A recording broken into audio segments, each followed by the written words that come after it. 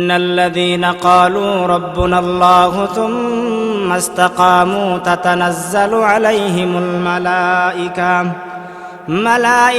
ألا تخافوا ولا تحزنوا وأبشروا بالجنة التي كنتم توعدون আল্লাহ রাব্বুল আলামিন বলেন, নিশ্চয়ই যারা বলবে আল্লাহ আমাদের রব, দুই নম্বরে তুম্মাস্তাকামু, ওই কথার উপর যারা ইস্তেকামত থাকবে, অটল অবিচল যারা থাকবে, আল্লাহ রাব্বুল আলামিন বলেন এই দুই গুণে গুণান্বিত হবে যারা, আমি আল্লাহ রাব্বুল আলামিন তাদেরকে 5টা পুরস্কার দিয়া পুরস্কৃত করব। সুবহানাল্লাহ।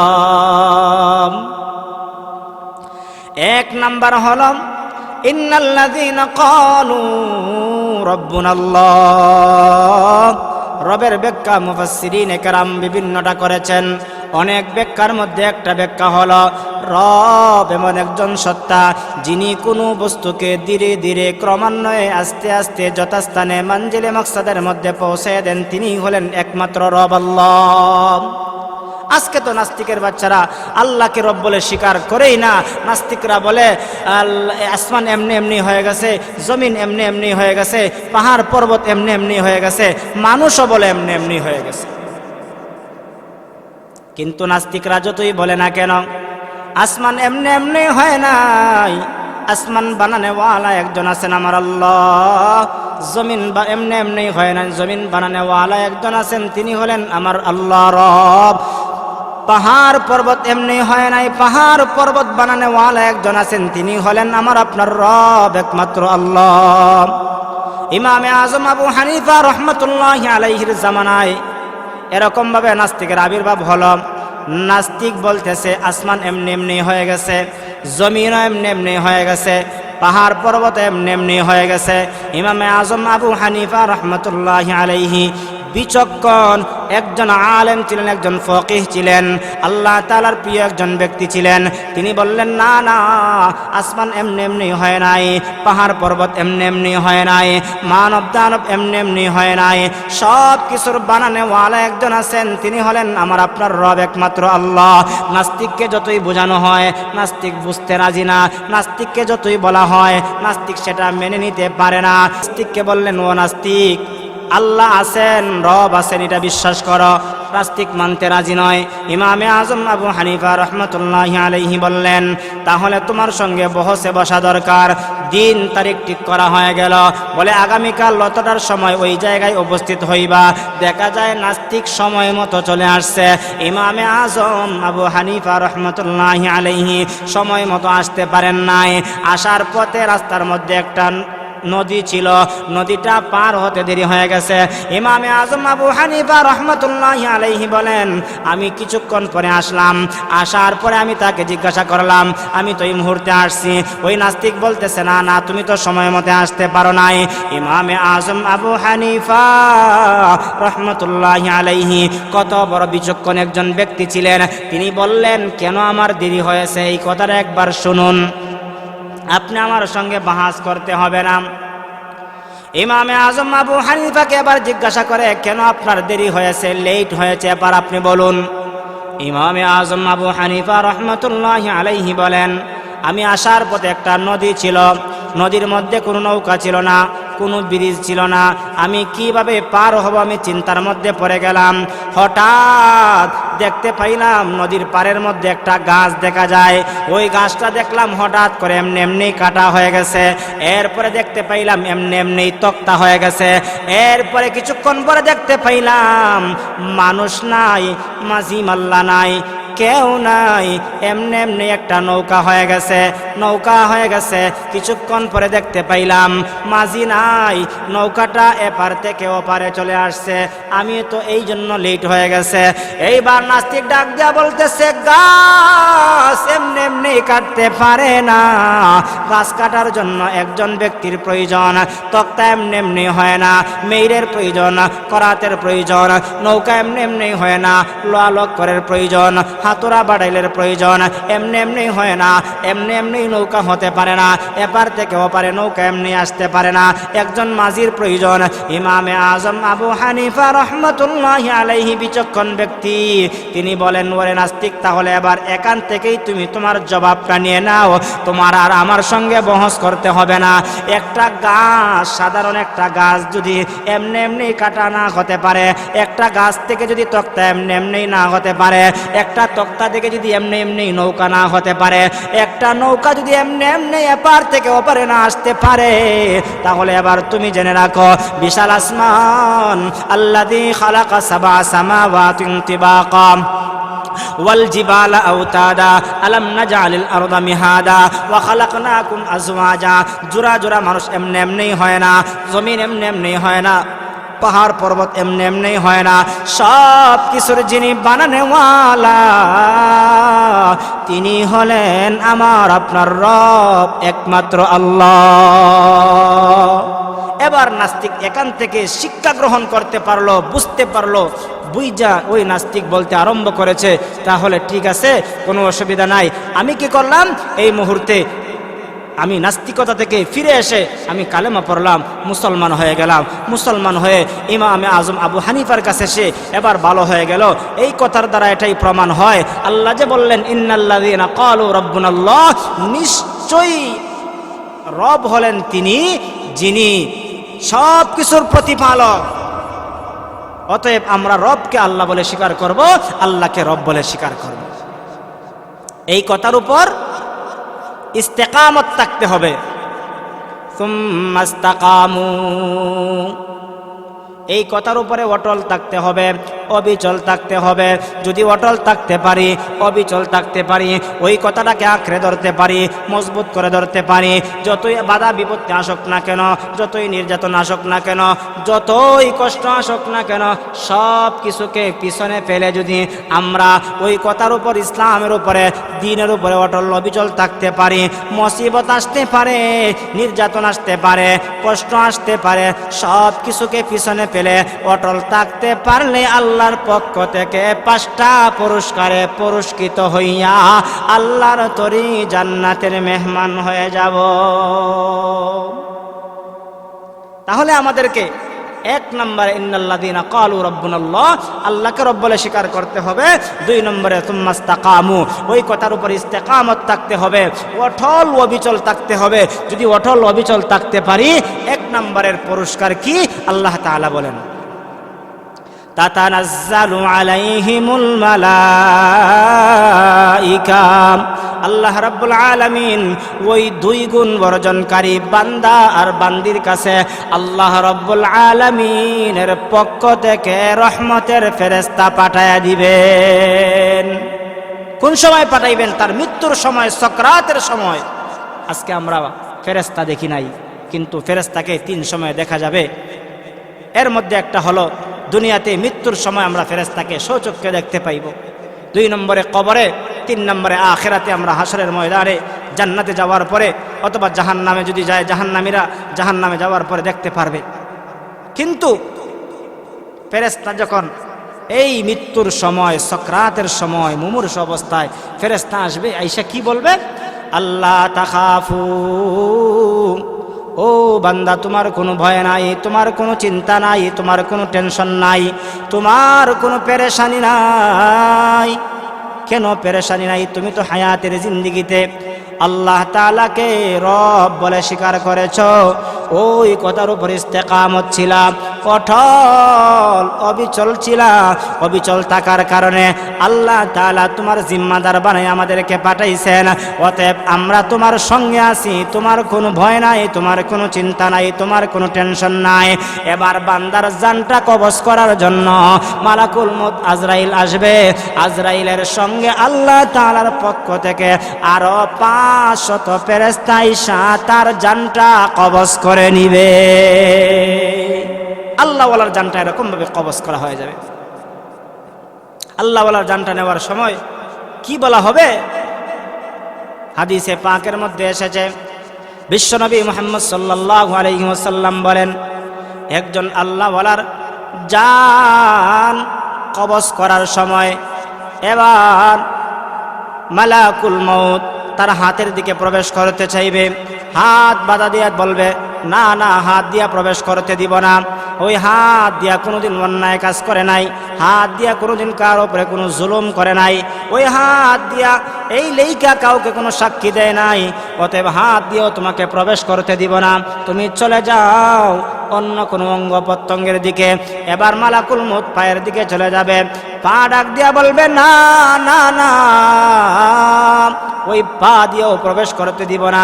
ওই বান্দা পা দিয়ে হেঁটে হেঁটে কোনোদিন চুরি করা যায় নাই, ওই বান্দা পা দিয়ে হেঁটে হেঁটে কোনোদিন অন্যায় কাজ করতে যায় নাই, ওই বান্দা পা দ্বারা হেঁটে হেঁটে সব সময় মসজিদে গিয়েছে, দ্বীনের কাজে গিয়েছে, ভালো কাজের মধ্যে গিয়েছে, অতএব ওই পা দিয়া তোমাকে প্রবেশ করতে দিব না। এবার ওই মালাকুল মউত আজরাইল তার জবান দিয়া প্রবেশ করতে চাইবে, জবান ডাক দিয়া বলবে ওরে মালাকুল মউত, তার জবান দিয়া তোমাকে প্রবেশ করতে দিব না, কারণ ওই জবান দিয়া বান্দা কোনোদিন মিথ্যা কথা বলে নাই, ওই জবান দিয়া বান্দা কোনোদিন চুগলখড়ি করে নাই, মুনাফিকি করে নাই, মিথ্যা কথা বলে নাই, মিথ্যা সাক্ষী দেয় নাই, বরংস ওই জবান দিয়া ওই মুখ দিয়া বান্দা সদা সত্য কথা বলেছে, সদা সত্য কথার উপরে অটল অবিচল ছিল। ওই জবান দিয়া বান্দা কুরআনুল কারীম তেলাওয়াত করে, ওই জবান দিয়া বান্দা সুবহানাল্লাহ, আলহামদুলিল্লাহ, আল্লাহু আকবারের তাসবিহ পড়ে। অতএব ওই জবান দিয়ে তোমাকে প্রবেশ করতে দিব না। অতএব তুমি যদি ওই বান্দার জানটা কবজ করতে হয় অন্য কোনো পন্থা অবলম্বন করো। মালাকুল মউত আজরাইল আল্লাহ তাআলার দরবারে চলে যাবে, আল্লাহ আপনার অমুক বান্দার জানটা কবজ করার জন্য তার কাছে গিয়েছিলাম, কিন্তু তার বডির ভিতরে প্রবেশ করার কোনো রাস্তা পাই না, যেই রাস্তা দিয়ে প্রবেশ করতে চাই ওই রাস্তায় আমাকে বাধা প্রদান করে, কি করব? আল্লাহ তাআলা বললেন তার বান্দার 3.5 হাত বডিটা তার পক্ষেই সাক্ষী দিয়েছে, কখনো নিমক হারামি করে নাই। অতএব আমার আল্লাহওয়ালা বান্দার ডানটা যদি তোমাকে কবজ করতে হয় তাহলে তোমার ডান হাতের মধ্যে আল্লাহু শব্দটা লেখো, আল্লাহু শব্দটা লেখা আমার বান্দার সামনে তুমি দেখাও, কারণ আমার বান্দা জমিনকে ভালোবাসে, আত্মীয় স্বজনকে ভালোবাসে, কিন্তু সব কিছুর ভালোবাসার চাইতে আমি আল্লাহ তাআলার ভালোবাসাটা বেশি। অতএব আমি আল্লাহ শব্দ নামটা যখন দেখবে আমার বান্দা আল্লাহ শব্দের দিকে অগ্রসর হতে চাইবে, অগ্রসর হতে যখন চাইবে তখনই তার জানটা কবজ করে ফেলবে। এবার মালাকুল মউত তার হাতের মধ্যে আল্লাহ শব্দটা লেখা ওই আল্লাহওয়ালা বান্দার চেহারার দিকে যখন দেখায়, ওই বান্দা তো আল্লাহর জন্য পাগল পারা, আল্লাহু ওয়ালিয়ুল্লাযীনা আমানু ইউখরিজুকুম মিনাজ যুলুমাতি ইলান নূর। আল্লাহওয়ালা ইমানদার যারা তারা সবচাইতে বেশি আল্লাহকে মহব্বত করে, ওয়াল্লাযীনা আমানু আশাদ্দু হুব্বাল লিল্লাহ। এভাবে যখন তাকে আল্লাহ শব্দটা দেখানো হইল, তার জানটা এরকম ভাবে এমন ভাবে বের করে আনছে যেরকম ভাবে একটা সন্তান মায়ের স্তনের মধ্যে দুধ পান করে ঘুমিয়ে থাকলে পরে টের পায় না, এক কুল থেকে আরেক কুলে নিলে যেরকম টের পায় না, এরকম ভাবে তার জানটা বের করে নেওয়া হলো। এই বান্দা একটু মুহূর্ত টের পাইল না। এরপরে তার জানটা কবজ করে নেওয়া হবে। কবজ করে নিয়ে যাওয়ার পরে এবার ফেরেশতারা বলবে আল্লাহ তাখাফু, এবার তোমার কোনো চিন্তা নাই, টেনশন নাই। এবার ওই বান্দার রূহটাকে নিয়ে ইল্লিনের মধ্যে নেওয়া হবে। ইল্লিনের মধ্যে নিয়ে যাওয়ার সময় তার পিছনে হাজার হাজার ফেরেশতা থাকবে স্বাগতম জানানোর জন্য। ফেরেশতারা কে তার রূহটা নিয়ে যাবে দৌড়াদৌড়ি করতে আরম্ভ করবে, প্রতিযোগিতা করতে আরম্ভ করবে। এক পর্যায়ে ইল্লিনে নিয়ে যাওয়ার পরে ওই বান্দার নাম ঠিকানা সহ সব কিছু সেখানের মধ্যে লিপিবদ্ধ করা হবে। ফেরেশতারা কি বলবে? আল্লাহ তাখাফু, তোমার কোনো ভয় নাই, তোমার কোনো চিন্তা নাই, তোমার কোনো টেনশন নাই, তোমার কোনো এরকমভাবে পেরেশানি করতে হবে না। তবে ওয়া আবশিরু বিল জান্নাহ, ওই জান্নাতের সুসংবাদ গ্রহণ করো, যেই জান্নাতের ওয়াদা আল্লাহ তাআলা দুনিয়ার মধ্যে কোরআনের মাধ্যমে, দ্বীনের মাধ্যমে, নবী রাসূলদের মাধ্যমে জানিয়ে দিয়েছেন। ওই জান্নাতের সুসংবাদ গ্রহণ করো, ওই জান্নাতের সুসংবাদ গ্রহণ করো যেই জান্নাতের ওয়াদা আল্লাহ দিয়েছিলেন। কিসের মাধ্যমে? আল্লাহ তাআলা বলেছিলেন এই কাজ করো জান্নাতে যাইতে পারবা, ওই কাজ করো জান্নাতের মধ্যে যাইতে পারবা, আল্লাহর বিধান মানো জান্নাতের মধ্যে যাইতে পারবা। তুমি তো বিধান মেনেই আসছো, অতএব ওই জান্নাতের সুসংবাদ গ্রহণ করো। ওই মিসাল দিয়ে বলা হবে মাসালুল জান্নাতিল্লাতী উইদাল মুত্তাকুন, মুত্তাকিনদের জন্য আল্লাহ তাআলা বাসস্থান একটা নির্ধারণ করে রেখে দিয়েছেন। ফিহা আনহারুম মিন মাইন গায়রি আসিন ওয়া আনহারুম মিন লাবানিন লাম ইয়াতাগায়্যার তা'আমুহু ওয়া আনহারুম মিন খামরিন লাযযাতিন লিশ-শারিবিন ওয়া আনহারুম মিন আসালিন মুসাফফা। মুত্তাকিনদের জন্য, আল্লাহওয়ালাদের জন্য জান্নাতের মধ্যে আল্লাহ নহর সমূহ রেখে দিয়েছেন। দুধের নহর, পানির নহর, শরাবের নহর, মধুর নহর আল্লাহ তাআলা তাদের সামনে প্রবাহিত করে দিবেন। জান্নাতের এই নহরগুলো দিয়া তাদের যেই নহর থেকে মন চাইবে সেই নহর থেকেই তারা পানি পান করতে পারবে, দুধ পান করতে পারবে, শরাব পান করতে পারবে, মধু পান করতে পারবে। আমার নবীজি সাল্লাল্লাহু আলাইহি ওয়াসাল্লাম বলেন, ওরে জান্নাতি আমার উম্মতেরা তোমরা শোনো, ওই জান্নাতের মধ্যে যাওয়ার পরে ওয়ালাকুম ফিহা মা তাশতাহি আনফুসুকুম ওয়ালাকুম ফিহা মা তাদউন। আল্লাহ তাআলা জানাই দিয়েছেন ওই জান্নাতের মধ্যে যাওয়ার পরে মনে যা চাইবে তাই তোমরা পাইবে, যা দাবি করবে তাই তোমাদেরকে দেওয়া হবে, যা তোমরা এখানের মধ্যে মনের ভিতরে জাগ্রত হবে তাই তোমাদের সামনে উপস্থিত করা হবে। কারণ দুনিয়াতে তোমরা দেখেছো একজন মানুষের বাড়িতে যখন একজন মেহমান আসে, মেহমানকে মেজবান ভালো করে আপ্যায়ন করে।